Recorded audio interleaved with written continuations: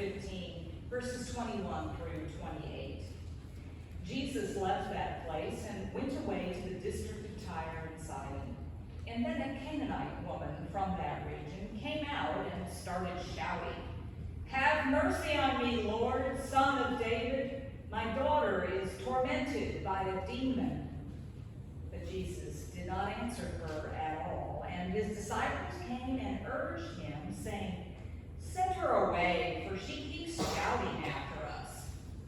Jesus answered, "I was sent only to the lost sheep of the house of Israel."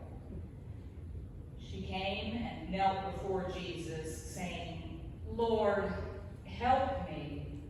Jesus answered, "It is not fair to take the children's food and throw it to the dogs." She said, "Yes, Lord, yet even the dogs eat the crumbs that fall from their master's table."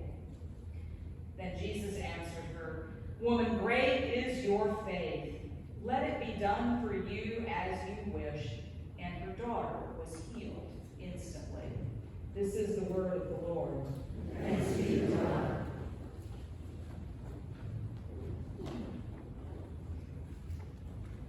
Back in 2017, a few years ago, the U.S. Senate took up a vote, and they voted to stop one of their own fellow senators, Senator Elizabeth Warren, from reading the contents of a letter that had in turn been written by Coretta Scott King, Dr. Martin Luther King's widow. Senator Mitch McConnell, who was the Senate Majority Leader at that time, was famously quoted afterwards saying, "Senator Warren was warned, she was given an explanation, nevertheless, she persisted."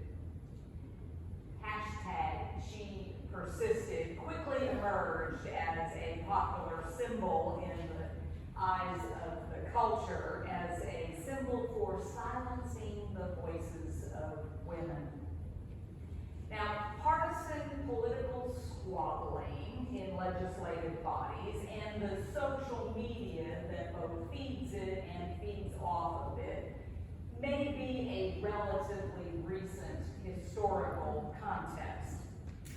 But silencing marginalized voices, whatever those marginalized voices might be, is as old as our text for today. A mother pleads to Jesus to heal her daughter. She is turned away.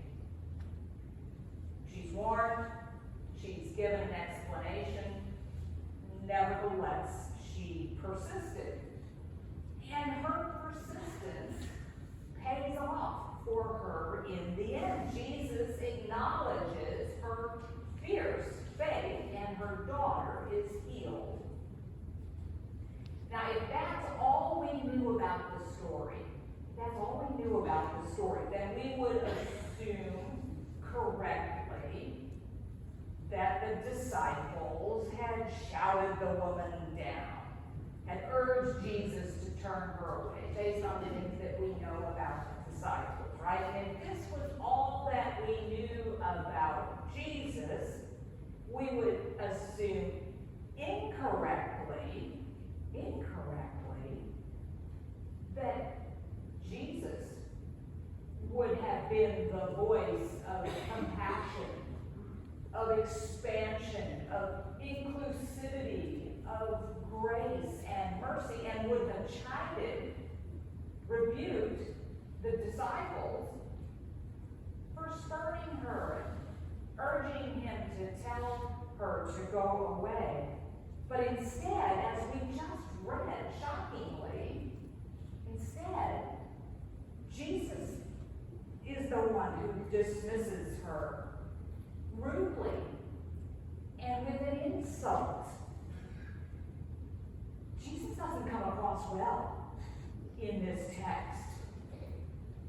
This is a text that is confusing at best, maybe even embarrassing for us when we read it or hear it or have to share it with people. Here, have some of my Jesus. is a difficult text for us. But Jesus' unexpected response reveals in the end an unexpected model of great faith if we will hear her voice.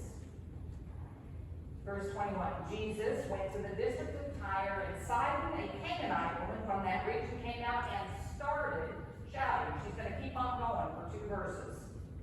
Now, Tyre and Sidon was an unexpected place for Jesus and the disciples to go. A lot of unexpected things happening in this text. Unexpected place for them to go. Tyre and Sidon were in Phoenicia on the coast, a ways away from where Jesus had been. Very few Jews actually in that area, mostly Gentiles, and to be candid, they weren't the Gentiles that the Jews liked. There were nuances. We kind of in our mind think, well, it was all just Jew versus Gentile, and there was just this bright line, and that was it. Well, that's not the case. It was a nuanced relationship, as it is in all areas where you've got boundaries going on, where those boundaries blur. And for the most part, Jews and Gentiles, as long as they weren't at the shrimp boil together, eating a meal, were okay with the kinds of interactions that they had worked out in their daily living. But there were some Gentiles that they were just really not going to interact with. And ethnic Canaanites were one of those groups. Now, Canaan's gone, but there were still people who were descendants of the Canaanites. And this gal is described as being from an area where Jews would not have ordinarily been enjoying close relationships in their daily lives with someone who was an ancient enemy. You kind of get the feel that this might be a setup for something coming, some kind of a message or a lesson. We get a clue if we go back a few verses, and we see that in fact Jesus has been about the business with the Pharisees of reframing what the boundaries are between clean and unclean. This is where we read about it's not what goes into you that defiles you, it's what proceeds from the heart that defiles you. This is going to be the foundation for the sharing of the faith with the Gentiles in the future. So, did Jesus go and take his disciples to Tyre and Sidon as a way to plant seeds in those disciples of what the future looks like, where he is the hope not only for Israel, but ultimately the hope for the world? We don't know. We didn't know. But if you were looking for a dramatic model of faith in an unexpected place, this gal was a doozy. Have mercy on me, she shouts at Jesus.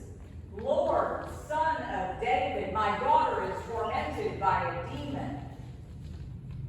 Now at this point, the disciples who have been traveling with Jesus have something of an inkling of who he is. The Canaanite woman Jesus has never met, she's never laid eyes on him, and she throws it down. Jesus, Lord and Messiah, Son of David, with authority over demons. And yet Jesus does not answer her. His disciples urge him to turn her away. You can imagine what's going on in their minds. Oh, we do not have the time or the ministry dollars to deal with this one. And, you know, as the wheels crank out, we've got our own needs, we've got our own concerns, we've got our own children to care for, right? As that goes through their minds and our minds, quite candidly. And Jesus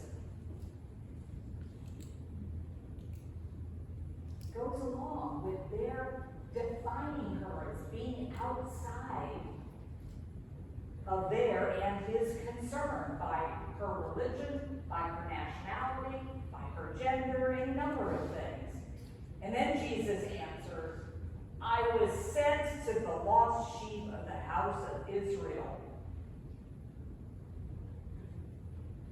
Jesus has said the quiet part out loud.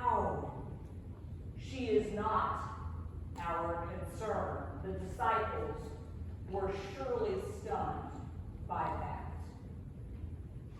Canaanite woman persisted. She kneels down before Jesus and says, Lord, help me.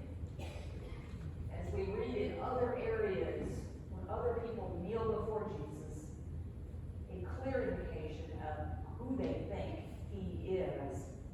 And Jesus then goes on to continue to reveal the deepest, darkest depths of our human prejudice. You know how we use stereotypes to determine who's in or outside the sphere of our concern, as has just been done here. And we begin to be resentful of requests for help, or for equality, or for justice. And we just want the problem to go away. It's a burden or a bother. And as it moves on, we begin to use insults and slurs to justify our exclusion based on unworthiness. Jesus is your model for that in this text. He said the quiet part out loud and then took it to the next level. It's not fair to take the children's food and throw it to the dogs. She said, yes, Lord, yet even the dogs eat crumbs that fall from their master's table. This woman is claiming a place in the house of Israel, but it's not a place of privilege or entitlement or right. Her only hope is based not on membership or the perks that come with it, but looking only to the scraps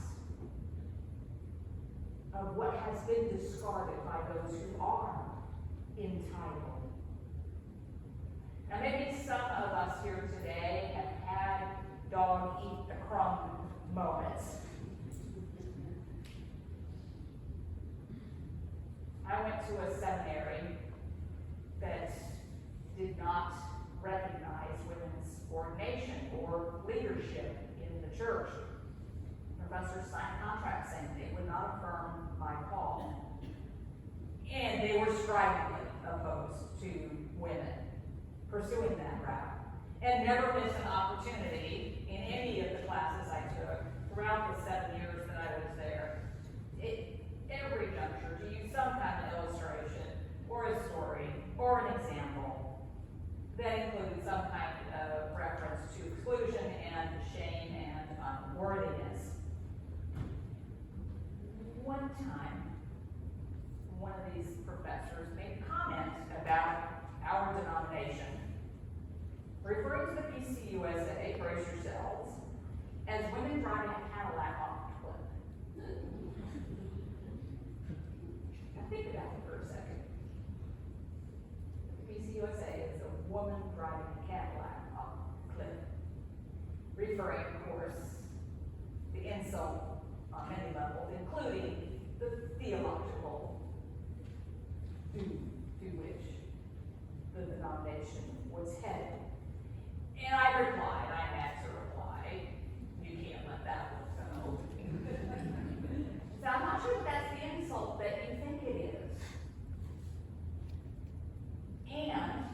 And if in fact this is true, then would it not be appropriate for you to make it possible and to support my willingness to get in the car with the woman driving the Cadillac off the cliff to provide spiritual nurture and reformed theology instead of getting in the way? This is a crumb that you do not want, was the gist of what I was saying.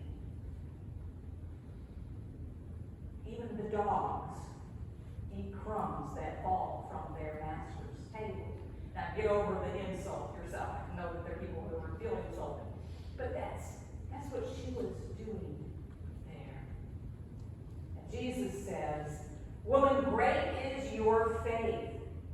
Let it be done for you as you wish."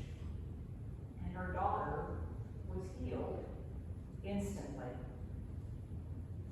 Jesus, having reframed the boundaries of what clean and unclean are, and declaring that it's what comes from your heart that reveals who you are and what you believe. Out of this woman's heart, Jesus says, comes her faith, enough to save her daughter. Jesus' encounter with the Canaanite woman here prepares the disciples and us today for the Great Commission to go and make disciples of all nations. Now we see the worst of ourselves mirrored in what Jesus says in his insult to the Canaanite woman. But we can also see the potential for the best of human relationships, for our relationships with one another as sisters and brothers, mirrored in how Jesus relates to her at the end. She's first been turned away by religion and nationality. At the end, how does Jesus refer to her? Simply, woman. Woman, great is your faith. Let it be done for you as you wish. She's just another mother desperate for help for her daughter, and for her sake, Jesus heals her daughter. And maybe Jesus heals us too in this passage. From the need that we have to hang on to those stereotypes and those biases and those prejudices that prevent us from embracing each other in our shared human condition. This text reminds us, as strange, as unexpected, and shocking as it might be, reminds us that God, even today, is entering into new territories and breaking boundaries. Even in our day, God's still calling us to engage one another outside of the spheres of concern that we set up and we protect with the insults and the slurs. To grant one another not just crumbs, but a place at the table.